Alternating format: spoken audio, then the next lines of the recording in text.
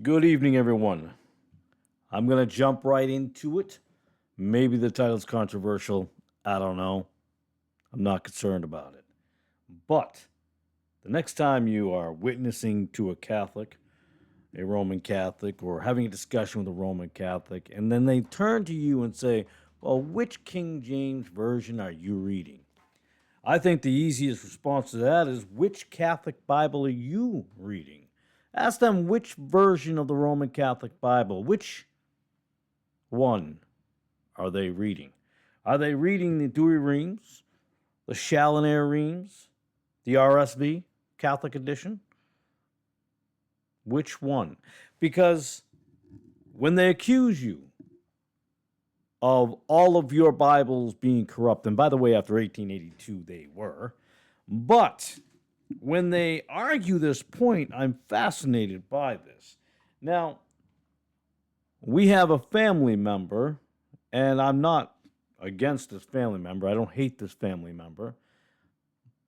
But they're sticking to their Catholic beliefs, the Catholic doctrine, not biblical doctrines, but Roman Catholic doctrines. And he is one to accuse us of being in the wrong version. But my question is, how can you say that if you yourself are in the wrong version? You see, a lot of Roman Catholics like to say, hey, we got the right version. We didn't mess ours up. We're not corrupt. It's all you Protestants. Okay. Well, let's take a brief look at that. We're just going to take one verse tonight, but I got a feeling there's going to be a lot of videos talking about this. I don't mean about other people. I'm going to be doing them. I just want to start with the King James Bible because that's what I read. That's my choice of a Bible. That's the only Bible. That's the best one for me, and I believe, and that's the one.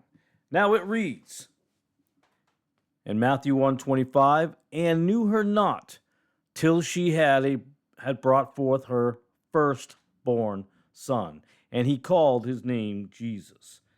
Okay, first of all, let's understand till, and let's understand firstborn. I mean, it couldn't get any clearer. There's a lot of people in the Catholic world that say, oh, no, he was the only son. Or all those people referred to in the Bible are just cousins. They're not his real brothers, or they're his stepbrothers. Interestingly enough, St. Jerome disagreed with that belief system altogether. He did not believe in the half-brother thing. In fact, he believed, this is wild, that they were cousins, because he believed that Joseph was a perpetual virgin. Bizarre, I know. But that's St. Jerome, so he differs with all the Roman Catholics today, and they hold him in high regard. Now, I've heard from this family member, and I do have no issues. I love this family member, believe it or not, even though I have issues with that family member. But we all have issues with different family members, but we still want them to do right and get on the right course.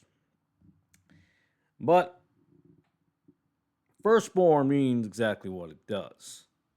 Now, I will admit, the Catholic Bibles you get today, the RSV Catholic Edition, the NASB, and so forth, and the NRSV, you're right. It does not say firstborn. You're absolutely 100% correct.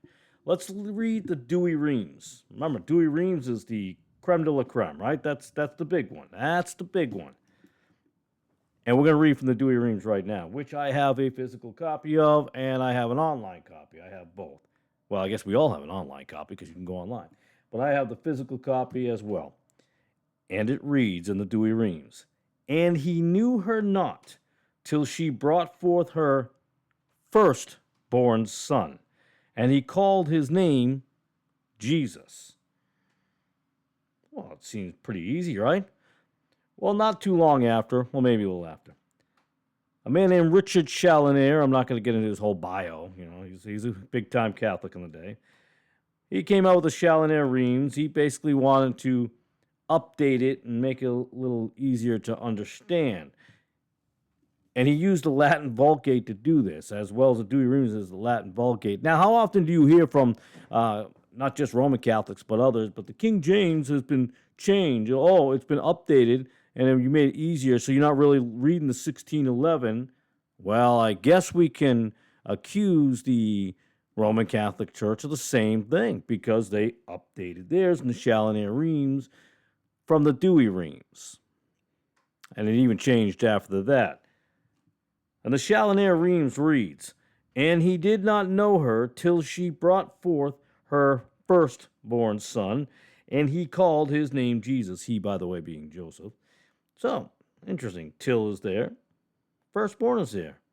So that Challoner-Rheims, by the way, taken from the Latin Vulgate. He only used the Latin Vulgate. Well, two of the Vulgates. I lost my thought process. And Douay-Rheims is obviously, as we know, Latin Vulgate. Now, I'm going to get into the 1952 RSV. 1952. The RSV actually came out in 1946. I believe that was the last published, or the first full publishing date was 46. I could be wrong, so you can leave a comment if you want. But I'm going to read it. "But knew her not until she had borne a son, and he called his name Jesus." Now we see, still knew her not, so they hadn't consummated quite yet, because it's after Jesus is born, and then they had other children, because until doesn't take a rocket scientist to figure out obvious English. But they changed firstborn to born. So now we just born a son, just a man, just another male, just another one, instead of firstborn, because obviously firstborn meaning elder, and he would be our elder, wouldn't he? And he called his name Jesus. That's the 1952 RSV. Now I'm going to jump into the RSV Catholic edition, and these are, by the way, the 52 RSV, Douay-Rheims, Challoner, RSVCE is endorsed by the Catholic Church, along with the new Jerusalem Bible. Again, I have that. Not going to go into that one for this video. But we're going to go into the RSV, the big one. And it reads, but knew her not until she had borne a son, and he called his name Jesus. Now, I'm going to match that up now. Remember, the RSV Catholic edition says they get pretty much all of it from the Latin Vulgate. That's the closest to the source. The best ever. Okay, well, that reads just the same as 1952, so you didn't change that verse. But knew her not until she had borne a son, and he called his name Jesus. Then you jump up to the RSV, the New Catholic Edition. But knew her not until she had borne a son, and he called his name Jesus. Interestingly, no change there. So, ask the simple question. If the RSV is from the Latin Vulgate, and the Challoner-Rheims is from the Latin Vulgate, and the Douay-Rheims is from the Latin Vulgate, and these are Catholic approved, by the way, they're not the same, are they? Now, I'm going to throw in a little monkey wrench here. Westcott and Hort. I hope more people look these guys up. I mean, I've known about them for a few years, but I'm going to read theirs.